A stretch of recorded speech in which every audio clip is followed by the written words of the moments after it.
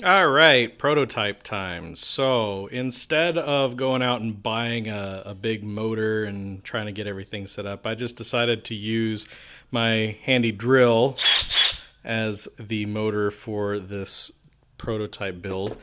And what I've basically done is created a disc here. I was having issues getting this to work out perfectly just now, so I haven't really gotten everything assembled quite yet. But the idea is that I have a shaft that goes through both discs here, and this first disc is where the one or where the knife is held in this little handle here. And if you'll notice that the handle spins freely, so it is allowed to spin around here, and there's a locking nut in place here.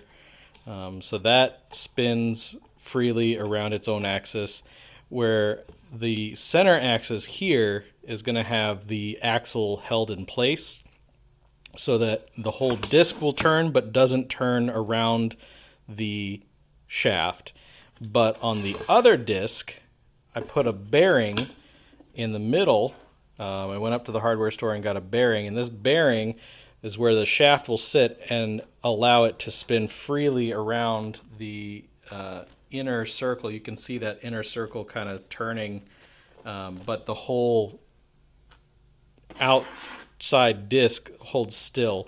And the reason for that is because what I'm going to do is I'm going to have like another arm placed here, so that way when the disc is turning, as this comes around to one side, there's a lever arm that presses down on the knife holder, if you will, that will keep a downward pressure on the knife so that it doesn't just sort of lift up and drag across whatever it is that we're cutting.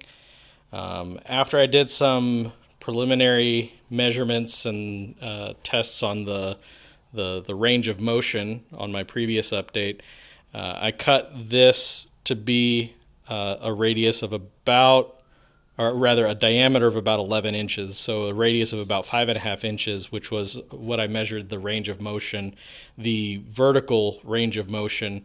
In fact, interestingly enough, the vertical range of motion and the horizontal range of motion for chopping with the knife was about the same, 5 inches in both directions.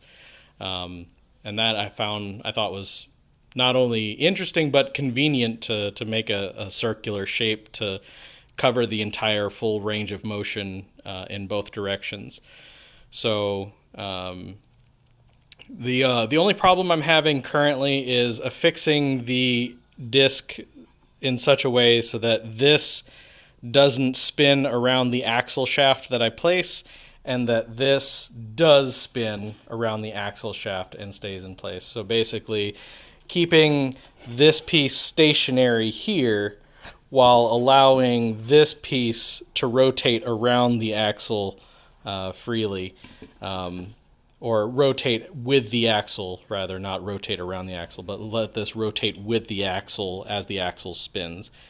So basically making that a fixed joint there and making this a free spinning range degree of motion there.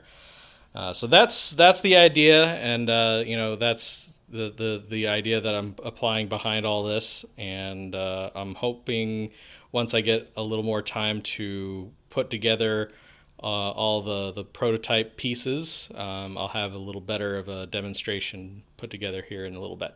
Thanks for watching.